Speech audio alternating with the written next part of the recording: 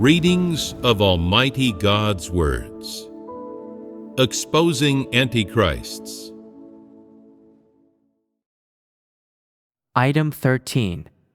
They control church finances, as well as controlling people's hearts. B. Squandering, embezzling, lending, fraudulently using, and stealing offerings. 1. Squandering offerings.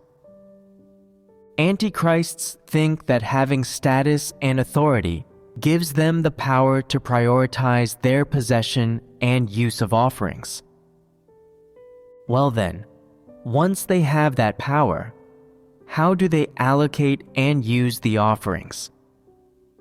Do they do this according to the church's rules or the principles governing the needs of the church's work?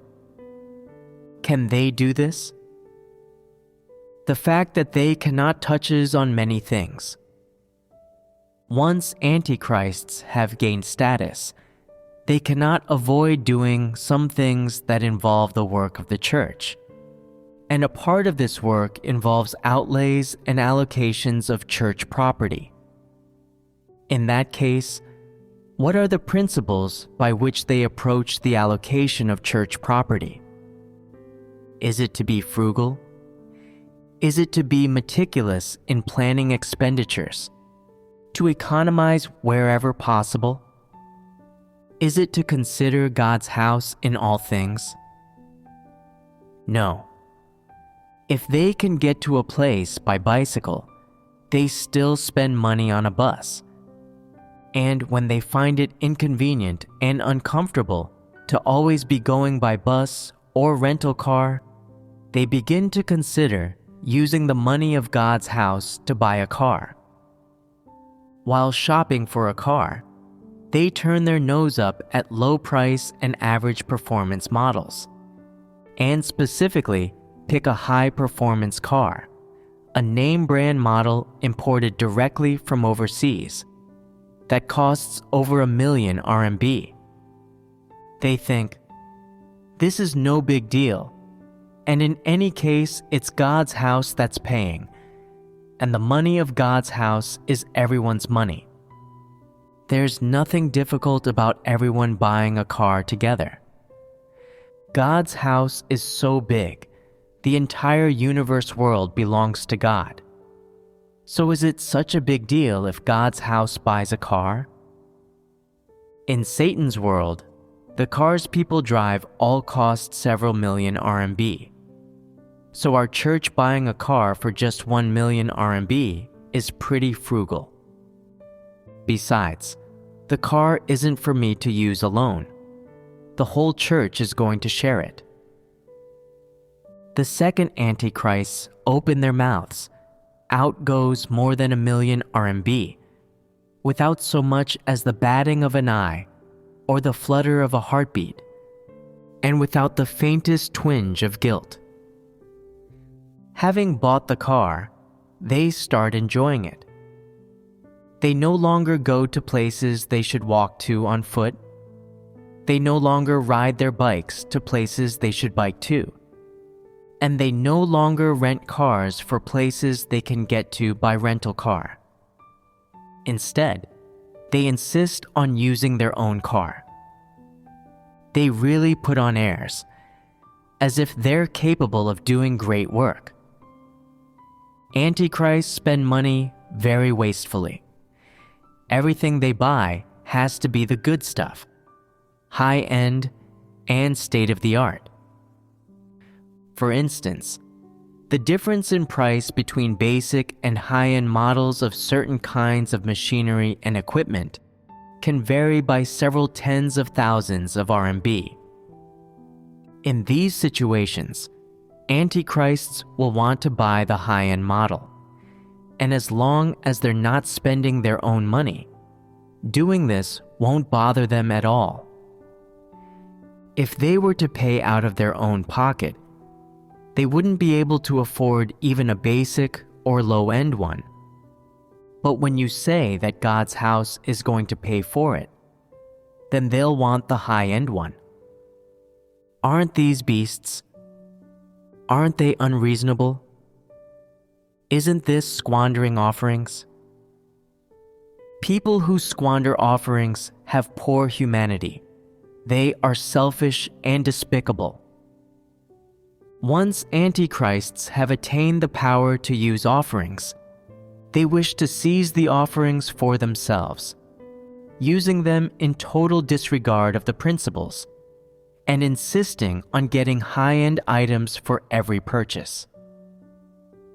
When they shop for a pair of glasses, they want the high-end ones, the kind that block blue light and ultraviolet rays, with the clearest lenses.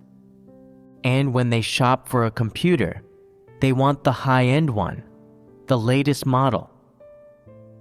Regardless of whether or not they would have a use for various tools and equipment in their duties. As soon as the subject of buying such things comes up, they want to go high-end. Isn't this squandering offerings?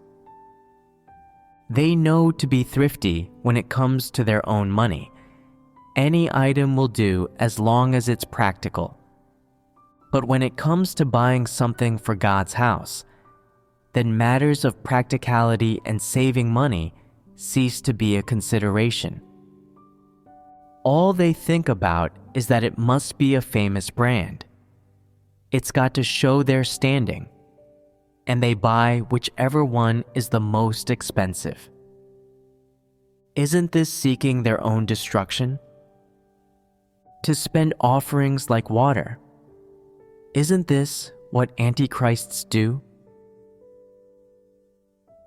There was a guy who went out shopping for toothbrushes together with the brother above. He bought a toothbrush costing a little over $1 for the brother, but he got an imported one that cost more than $15 for himself. Now, between the brother above and this ordinary brother, wouldn't you say there was some difference, some disparity in terms of their status? In terms of logic, let's not mention things such as status, standing, or the way in which God makes allocations, and just discuss the fact that the brother above has been working hard all these years. Shouldn't he be using something of superior quality? But he wasn't particular about this. What are the principles he was following? To be thrifty wherever possible. This type of item isn't anything sophisticated, so it's not worth using such an expensive one. And there's no need to spend that much money on it. One that's usable will do. Now, when it comes to the identity, standing, and status of these two people, there's a disparity between them, and an item of the most average quality had been bought for the one who should have been using the good kind, and an item of the best quality had been bought for the one who should have been using the average kind. What was the problem here? Which of these two people had the problem? The one using the good item was the one with the problem. He had no idea who he was, and he had no sense of shame, and would buy the best and most expensive item as long as God's house was paying. Did this person have an ounce of reason? If he did this when shopping together with the brother above, making these choices in front of him, what would he have done if he'd been shopping alone?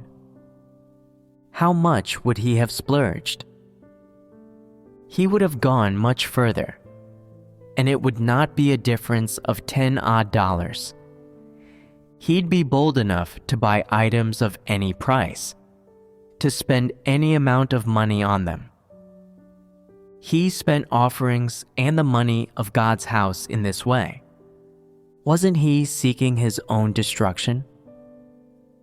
There are those who think, I've done such great work for the house of God, taking on so many risks, enduring so many hardships, and I have been thrown in prison several times. I should by rights enjoy special treatment. This by rights of yours, is it the truth?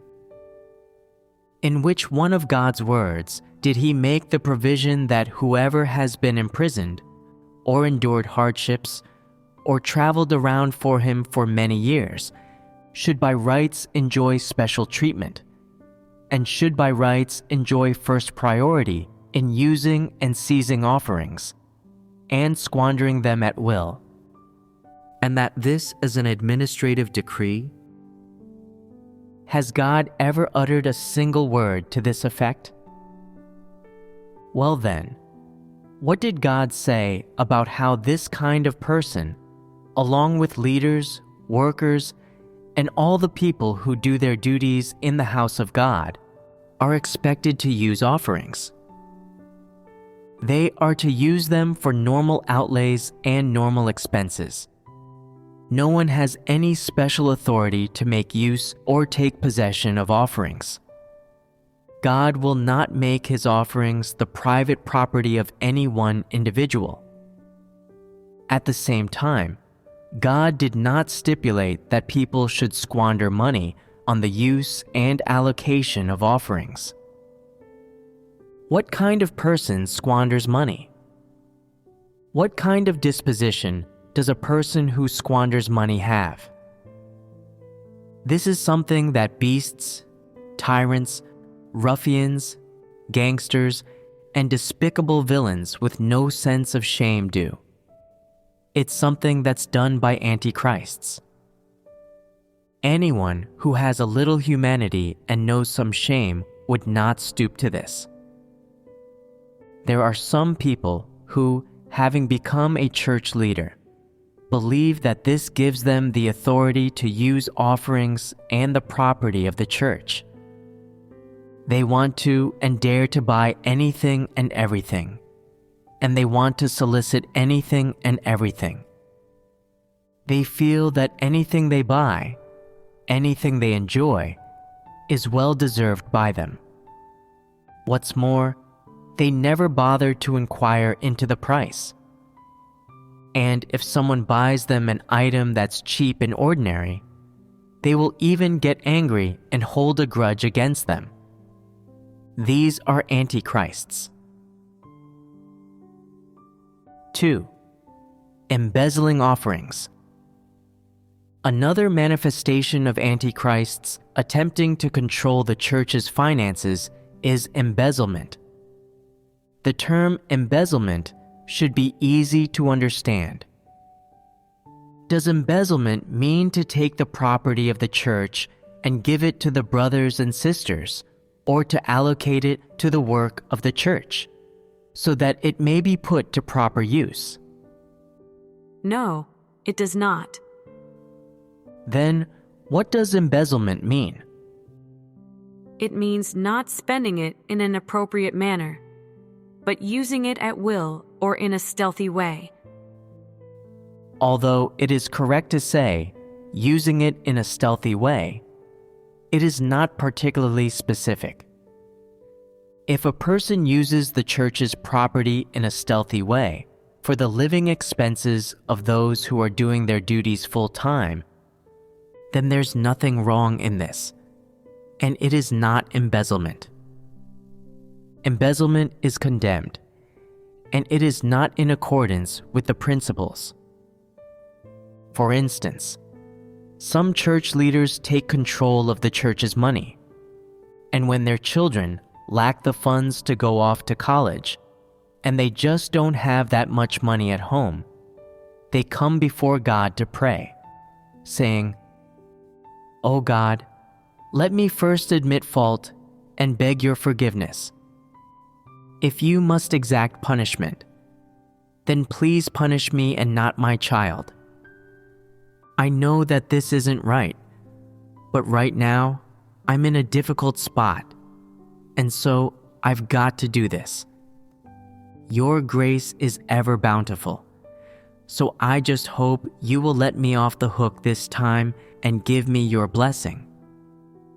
I'm short by some 20 or 30,000 RMB for my child's college tuition, and even after scraping money together and borrowing left and right, I still don't have enough. May I use your money to pay my child's tuition fees?" Then, after they have finished praying, they feel quite at peace, and thinking that God has agreed to this, they take the money for their private use. This is embezzlement, is it not? Not using the money for what it ought to be used for, but using it elsewhere, violating the principles governing the use of the offerings in God's house. This is called embezzlement. When a family member falls ill and needs money, or they run short of funds in a business transaction, they start to hatch plans about the offerings, and in their hearts they pray, saying, "Oh God, please forgive me. I didn't mean to do it. My family is really experiencing some difficulties. Your love is as vast as the ocean and as boundless as the sky, and you do not remember people's transgressions. After I have used this cash up, I will pay you back double when the family business makes some money. So please let me use it." This is how they use the offerings to God.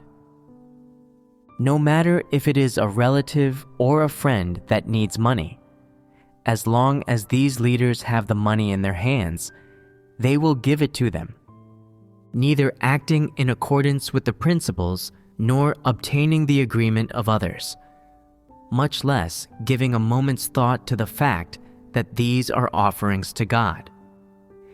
Instead, they'll take it upon themselves to make the decision, move the money out of the church, and use it for other purposes. Is this not embezzlement? This is embezzlement. Now, some people return the money in full after stealthily embezzling the offerings. Does this mean that they are no longer guilty of the sin of embezzling offerings? Does it mean they might be let off the hook? Or, if at the time of the embezzlement, they had their reasons, a certain context, or hardships, and they had no alternative but to embezzle the money, can this embezzling be pardoned and not be condemned? No, it cannot. In that case, the sin of embezzling offerings is a serious one. Is it any different from what Judas did? Aren't people who embezzle offerings of the same kind as Judas? Yes, they are.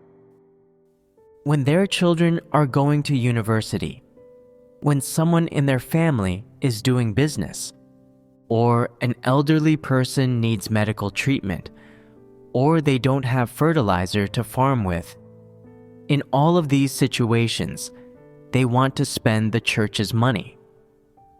Some even destroy the receipts for offerings made by the brothers and sisters, then stuff the money into their own pockets to spend as they please, without so much as a blush of embarrassment or a flutter of their heartbeat. Some even take in offerings of money from brothers and sisters at gatherings, and then, as soon as the gathering is over, they go and buy things with it.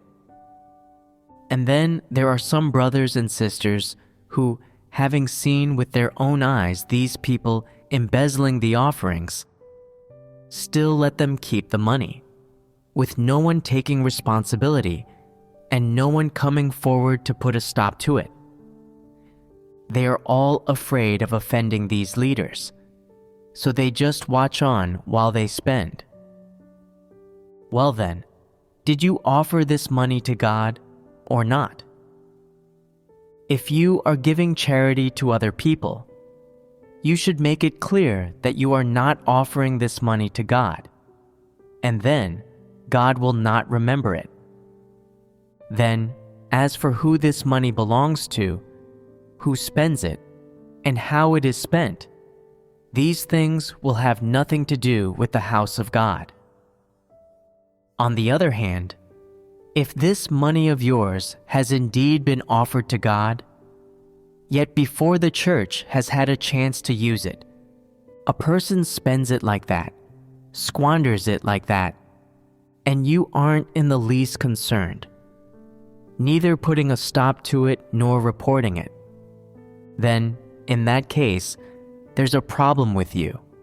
You are implicated in their sin, and when they are condemned, you won't be able to get away either. 3. Lending offerings. Everything that involves the arbitrary use of offerings, the improper consumption and expenditure of offerings, invariably concerns administrative decrees and has the quality of violating them. There are some who, in managing church property, may say, "The property of the church is just sitting there." Nowadays, banks have all kinds of investment programs, such as bonds and funds, all giving good interest rates. If we take the money from the church and invest it, and earn a bit of interest, wouldn't this bring benefit to God's house? Then, without discussing it, without getting the agreement of anyone at the church, they take it upon themselves to lend out the money. What is the purpose of doing that? To put it nicely, this is earning some interest for God's house, taking thought for God's house. But in actual fact, these people are harboring a selfish motive. They want to lend the money without anyone knowing, and then, in the end, return the principal amount to God's house while keeping the interest for themselves. Wouldn't this be a case of harboring a disloyal intention? This is called lending offerings. Can lending offerings be considered the proper use thereof? There are others who say, God loves mankind. God's house is warm. Sometimes, when our brothers and sisters are short of money, can't we lend God's offerings to them? Some people then take it upon themselves to make a decision, and some antichrists even appeal to and incite the brothers and sisters, saying, God loves mankind. God gives life, gives everything to man. So it wouldn't be a big deal to lend some money, would it? Lending money to our brothers and sisters to tide them over in times of urgent need, to help them through the difficulties in their lives. Isn't that God's intention? If God loves mankind, how can people not love each other? Go on, lend them some money. The great majority of ignorant people hearing this say, "Sure, if you say so. In any case, this money belongs to everyone. So let's just regard this as us all helping someone." And so, with one person spouting high-sounding ideas and a bunch of bootlickers sucking up to them, in the end, out the money goes. So, does you saying that this money has been offered up to God count? If it does count, then the money already belongs to God and has now been sanctified. And so it would only be proper to use it according to the principles that God has put in place. If it doesn't count, if the money that you offer doesn't count, then what kind of action is your making of this offering? Is it just a game? Are you playing a joke on God and deceiving Him? Having put the things that you want to offer upon the altar, you start to begrudge them, as those things have been placed there, yet God isn't using them, and it looks like He doesn't have a use for them after all. So, when you need to use them, you take them and use them for yourself. Or maybe you offered up too much, and regretting it afterward, you took some of it back. Or maybe you weren't thinking clearly when you made the offering, and now that you've discovered a use for it, you are taking it back. What is the nature of this behavior? This money and these things. Once a person has offered them up to God, it is the same as presenting them on the altar. And what are things that have been presented on the altar? They are offerings. Even if it is no more than a stone, or a grain of sand, a steamed bun, or a cup of water, as long as you have placed it on the altar, this object belongs to God, not to man, and no human is to touch it anymore. Whether or not you covet it for yourself, or think you have a legitimate use for it, no human has a right to it anymore. There are some who say, "Doesn't God love mankind? What of it if He lets mankind have a share? Right now, you're not thirsty and you don't need water, but I'm thirsty, so why can't I have a drink?" But then you've got to see whether or not God is in agreement. If God agrees, this proves that He has given you the right and that you have the right to make use of it. But if God doesn't agree, then you have no right to use it. In a situation where you do not have the right, where God has not given you the right, using something that belongs to God would be violating a major taboo, which is what God abominates most of all. People are always saying that God doesn't tolerate offenses from man, but they have never understood what God's disposition is really like, or which of the things they do is most likely to offend His disposition. In the matter of God's offerings, many people constantly have them in mind, wanting to use or allocate them as they please, to use them, possess them, or even squander them according to their own will. But I tell you, you're finished. You deserve death. Such is the disposition of God. God does not allow anyone to touch His belongings. Such is His dignity. There is only one situation in which people are given the right by God to use them, and that is their proper use according to church regulations and the principles governing their usage. Staying within these limits is acceptable to God, but straying outside these limits would be an offense against God's disposition and a violation against the administrative decrees. It is as strict as that, leaving no room for negotiation, and there is no alternative way. Therefore, those who do such things as squandering, embezzling, or lending offerings are regarded as antichrists in the eyes of God. Why are they treated with such severity as to be deemed antichrists?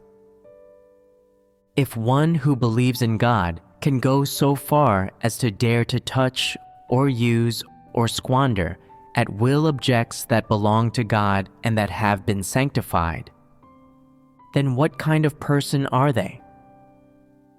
Such a person is God's enemy. Only God's enemies would hold such an attitude toward His belongings. No ordinary corrupt person would do this. Not even an animal would do this. Only God's enemies, Satan, and the great red dragon would do such a thing. Is this putting it too strongly? No, this is a fact and completely accurate. How can Satan's kind touch things that belong to God? Such is the dignity of God. 4. Fraudulently using offerings. There are some other people who, under all sorts of pretexts, ask God's family for money and goods, saying, "Our church is short of a chair, so buy one for us." Some of the brothers and sisters in our church don't have a computer to use for doing their duties, so buy a Mac for us. We frequently contact people in the course of our work, and it won't do for us not to have a phone, so buy us an iPhone. But it's no good to have just one. That would be too inconvenient, because sometimes we have to get in touch with different people. And a single line is too prone to being monitored, so it'll only work if we get several lines. And so, some of these people have 4 or 5 cell phones on them and carry around 2 or 3 laptops at a time. They have a very impressive appearance, but their work performance is poor. How did they come by all this stuff? They got it all fraudulently. In the past, we've talked about an idiotic woman who was a typical antichrist. When the house of God was renovating a church building, she joined forces with a guy to fraudulently use the church's money, causing considerable losses to God's house.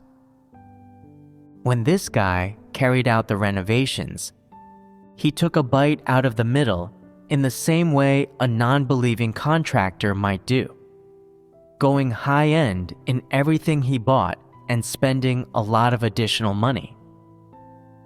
When some people noticed there was a problem, this idiotic woman helped him conceal and hide this, and together they defrauded God's house of its money. In the end, they got caught, and the 2 of them were both expelled.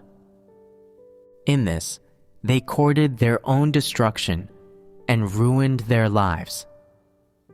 Did sniveling do them any good? Since things turned out like this in the end, why did they act like that to begin with? How come that idiotic woman didn't think things through when she was fraudulently using the offerings? Was it excessive for God's house to expel her and make her return the money? No, it was not. It served her right. This kind of person doesn't deserve pity. There's no being merciful with them.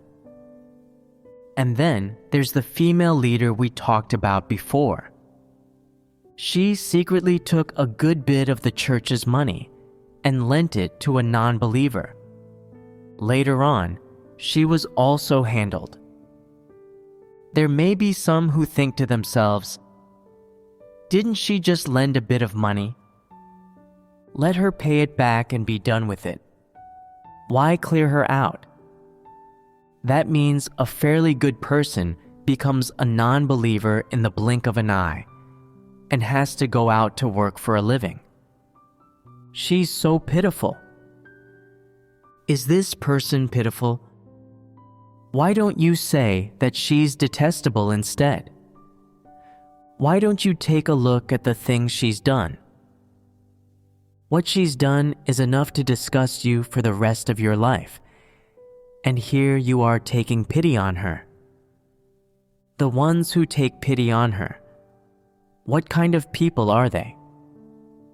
They are all dimwits and people who show indiscriminate kindness to everyone.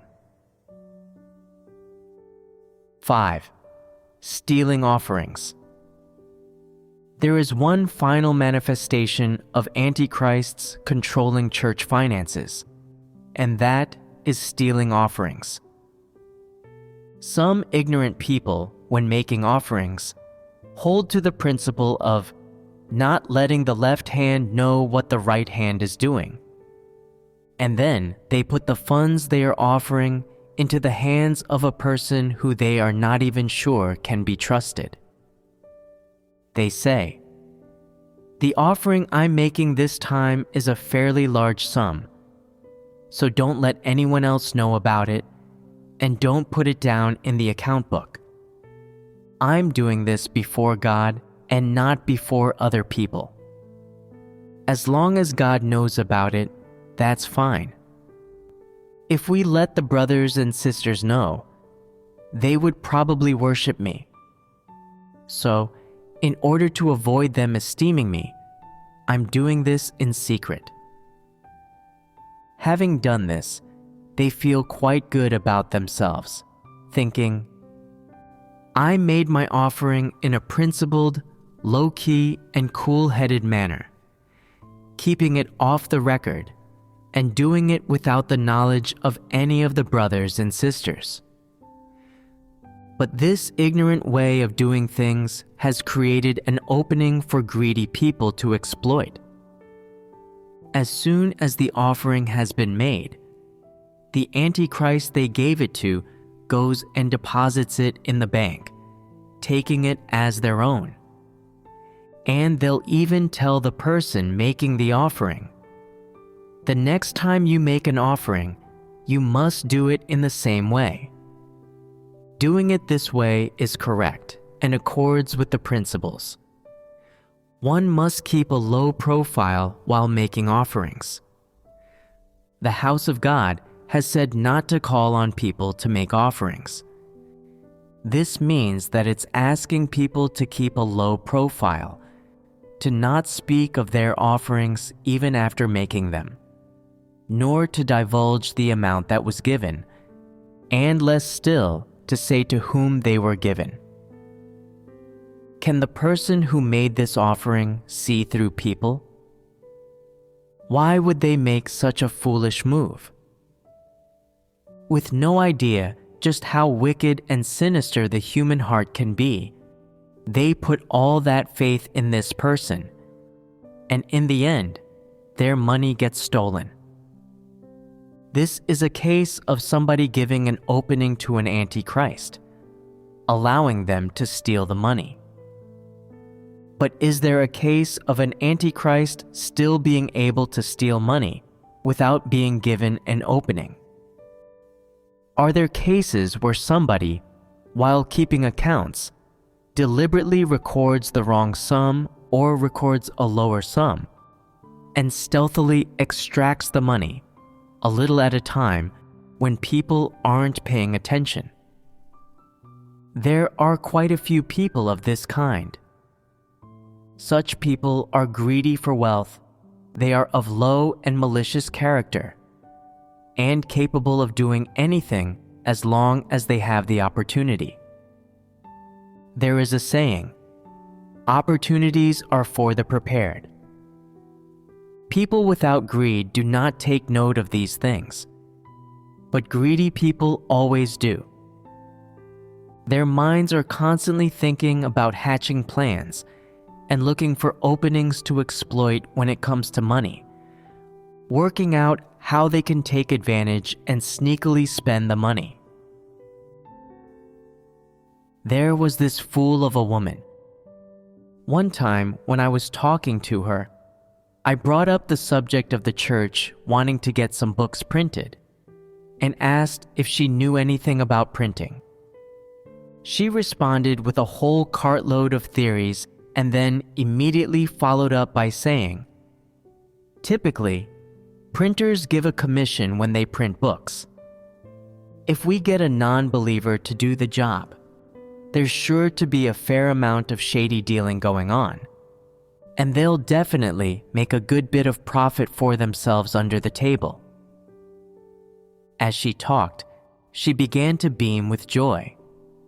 Her eyes brightened, her brows arched high on her forehead, and her cheeks grew flushed, and she got happy and excited. I thought to myself, if you can handle this printing job, then take it on, and however much you know about it, just tell me that much. What are you getting so excited about? But once I began to turn this over in my mind, I figured it out. There was profit to be had here.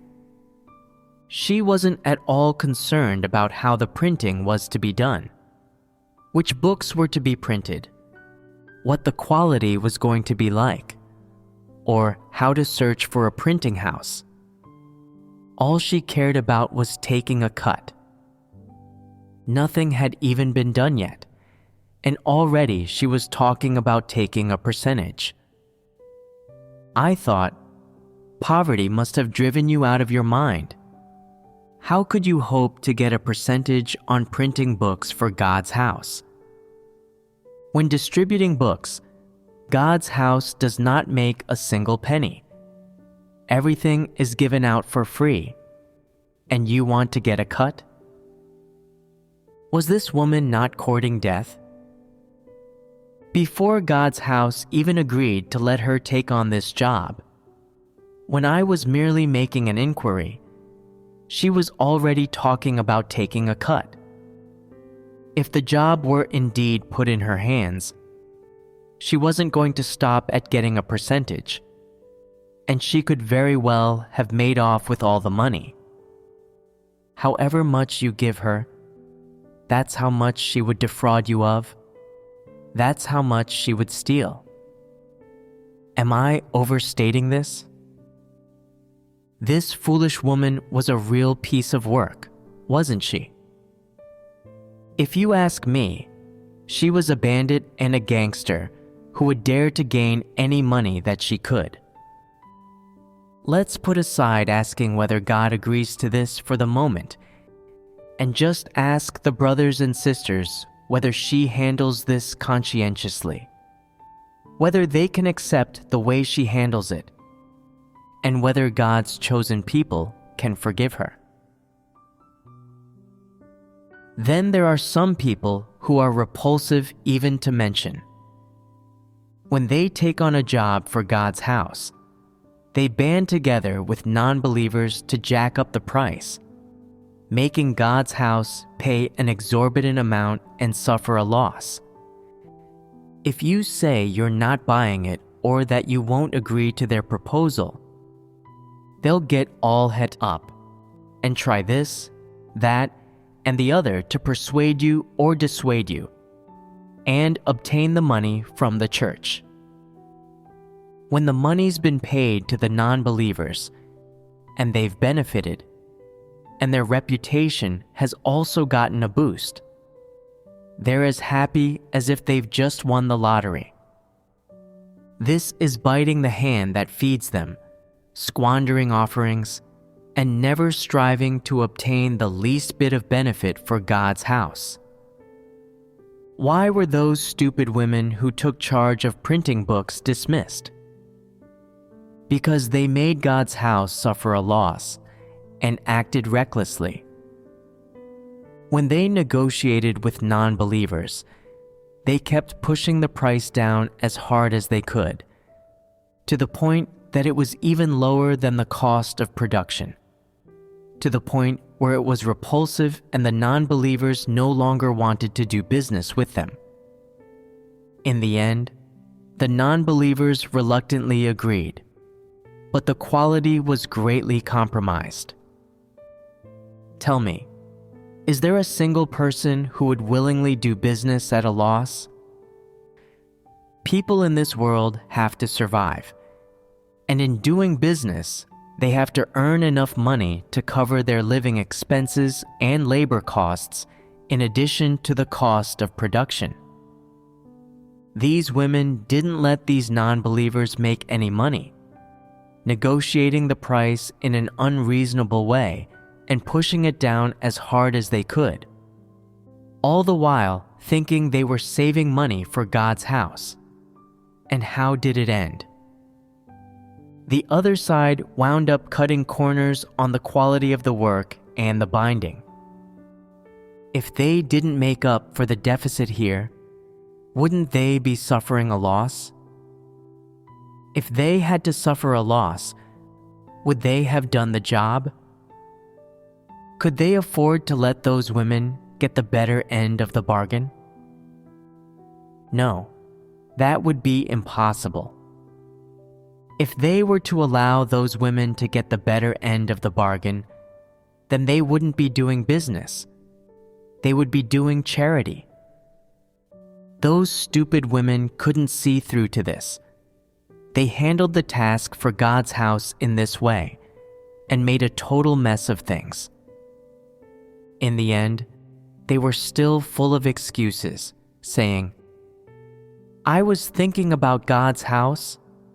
I was saving money for God's house. A penny saved is a penny saved, and 2 pennies saved means a penny earned." They were spewing nonsense. Did they know what is meant by industry regulations? Did they know what is meant by established practices and being reasonable? And so, what was the final result? Some of the books were of very poor quality. The pages started coming loose after being turned a few times, and the whole book would fall apart, making it impossible to read. So there was no choice but to reprint everything. Did this save money or cost more? It cost more money. This was the fiasco that those stupid women brought about. The fact that the way in which antichrists approach offerings is completely lacking in principle and humanity, and is proof positive of their wicked and vicious disposition.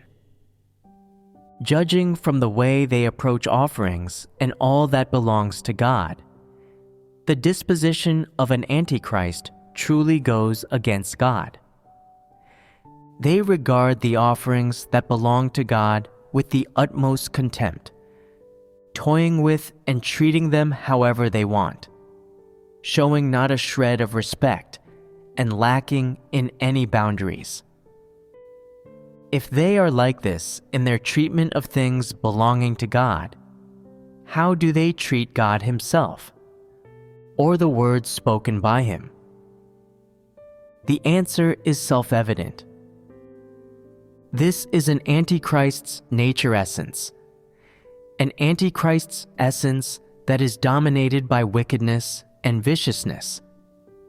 This is a veritable antichrist. Commit this to memory. When it comes to someone who is capable of squandering, embezzling, lending, fraudulently using, or stealing offerings, there is no need to observe other manifestations. As long as one of these categories is present, it would be sufficient for this person to be deemed an antichrist. You need not inquire into or investigate, much less examine them, to see if they are this kind of a person, and if in the future they may be capable of doing these kinds of things.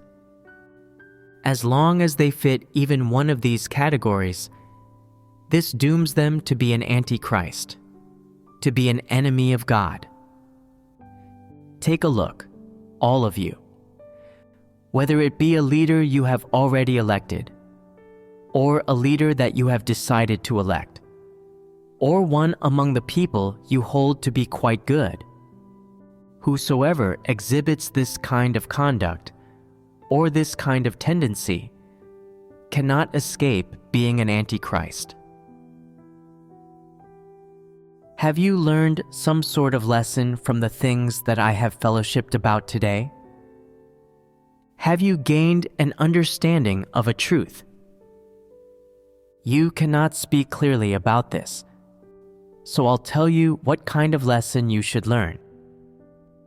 You must not hatch any plans about the things that people offer to God. Whatever these things may be, whether or not they are valuable, whether you have a use for them or not, whether they are precious or not, you must not hatch any plans about them. Go out and earn money if you've got the ability. earn as much as you like. No one will interfere with this. But you absolutely must not hatch any plans about God's offerings. This vigilance is something you should have. This rationality is something you should have. The above is one lesson.